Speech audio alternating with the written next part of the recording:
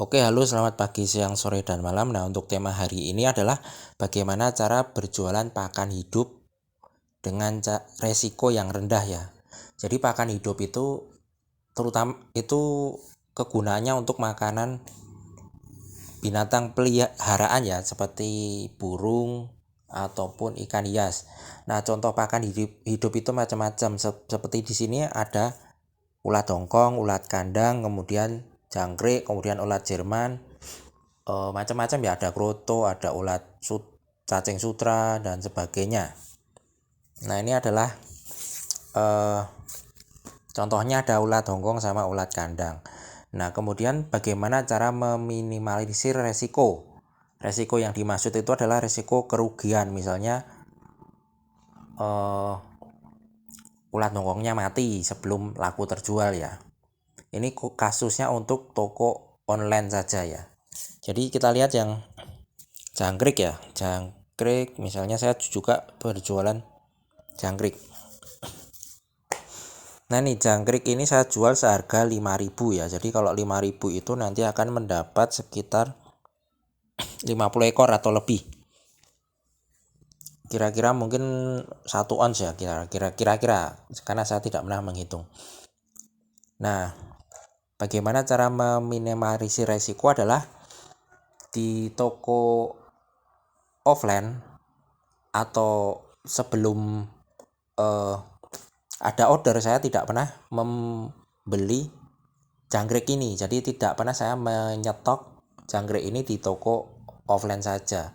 Saya ya, di toko offline saya. Jadi ketika ada order di toko online ini, misalnya ada yang beli jangkrik, baru saya membeli jangkrik ini di peternak langganan saya.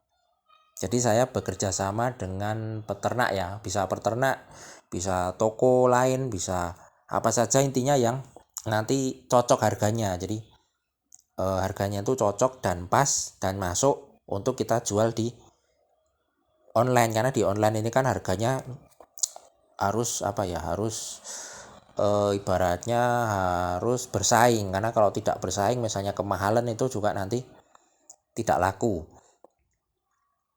Jadi seperti itu. Jadi sebaiknya kalau ingin berjualan pakan hidup itu, untuk meminimalisir resiko sebaiknya bekerja sama saja dengan peternak atau toko sebelah. Jadi saya kerjasama dengan peternak jangkrik ini. Jadi kebetulan rumahnya dekat, jadi tinggal jalan kaki aja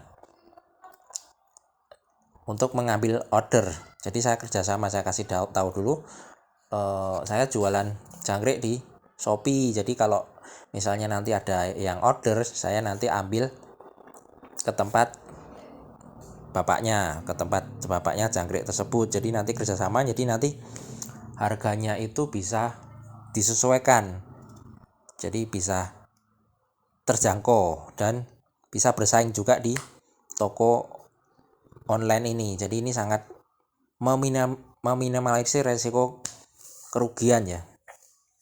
Jadi pernah saya dulu awal-awal itu tidak seperti itu, jadi menyetok dulu jangkriknya, baru nanti tunggu ada yang beli di Shopee atau di toko online. Nah itu kan tidak langsung serta-merta laku ya, bisa 2 hari, 3 hari, bahkan sampai berminggu-minggu itu baru laku. Nah akibatnya nanti jangkriknya itu mati duluan sebelum laku terjual. Atau misalnya ulat hongkong atau ulat sutra, apa tuh, ulat kandang itu mati duluan, jadi malah rugi. Jadi sebaiknya kita stok, kita tidak perlu stok barangnya, tapi kita ketika ada order baru kita mengambil barang tersebut.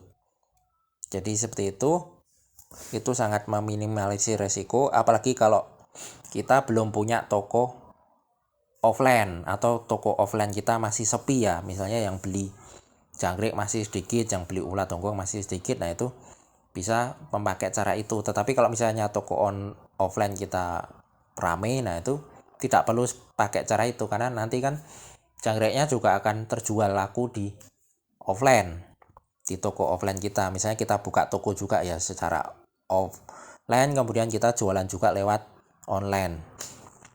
Nah, tetapi kalau masih toko-toko pemula itu yang mungkin belum ada pelanggan, sebaiknya lakukan seperti cara saya ini, karena untuk meminimalisir resiko kerugian.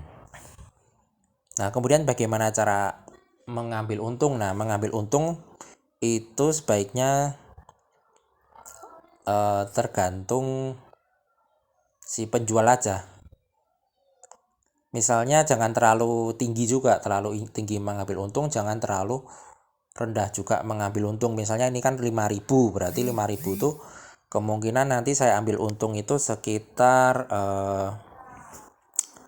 berapa ya? Ya paling rendah itu 2.000.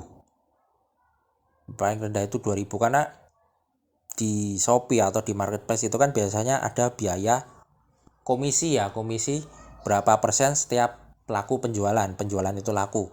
Jadi misalnya kalau di Shopee itu biasanya nanti dipotong 10%. Jadi kalau misalnya 5.000 nanti menjadi 4.500 yang bisa didapat.